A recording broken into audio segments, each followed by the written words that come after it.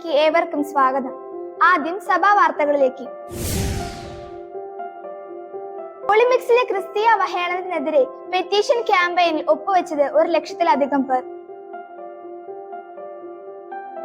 തിരുവത്താഴത്തിന്റെ കളിയാക്കലിനെ തുടർന്ന് ക്ഷമ ചോദിച്ച് ഒളിമ്പിക്സിലെ സംഘാടകർ.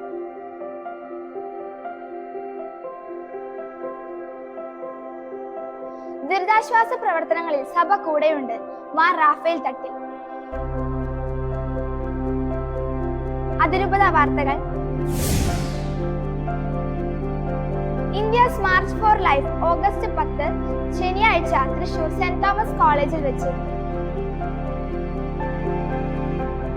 ഇടവക വാർത്തകൾ. മാസാദിവായ ശുശ്രൂഷകൾ ഭക്തി നിർഭരമായി ആചരിച്ചു. ദൈവവിളിയുടെ മാഹാത്മ്യത്തെക്കുറിച്ച് മനസ്സിലാക്കി ജീവിക്കണമെന്ന ആഹ്വാനം ഉന്നയിച്ചുകൊണ്ട് SDV സന്യാസ സമൂഹത്തിൽ നിന്ന് സന്ദർശനം നടത്തി.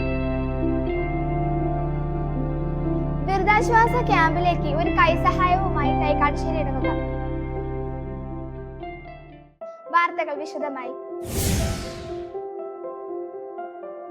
ഒളിമ്പിക്സിലെ ക്രിസ്തീയ അവഹേളനത്തിനെതിരെ പെറ്റീഷൻ ക്യാമ്പിൽ ഒപ്പുവെച്ചത് 1,00,000-ലധികം പേർ.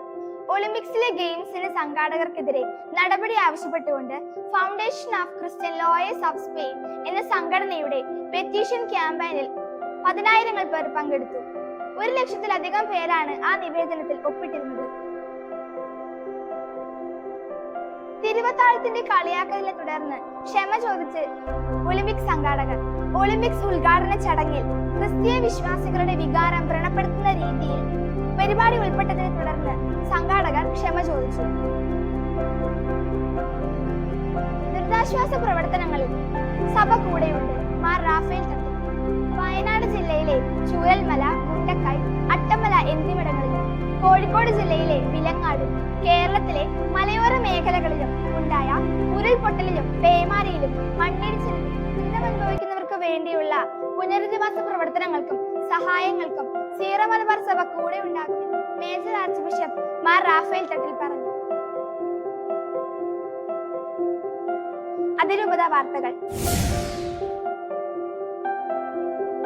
India's march for life August 10 ശനിയാഴ്ച തൃശൂർ സെന്റ് തോമസ് കോളേജിൽ വെച്ച്.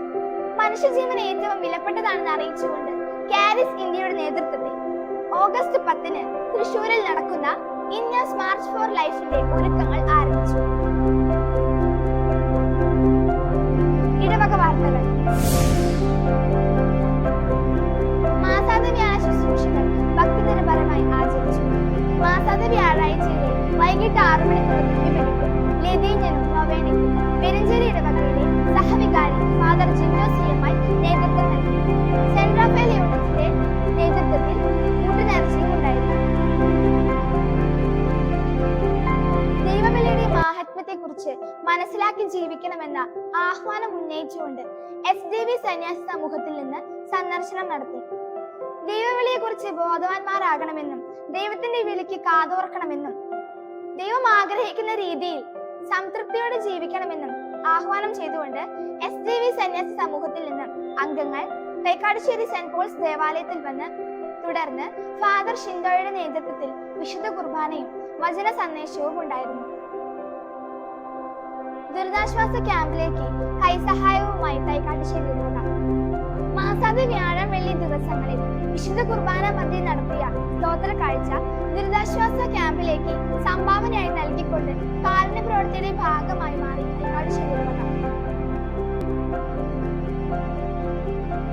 ഇതോടെ വാർത്താ ബുള്ളറ്റിൻ പൂർണ്ണമാകുന്നു. വാർത്തകൾ വായിച്ചത് അനട്രോസ്.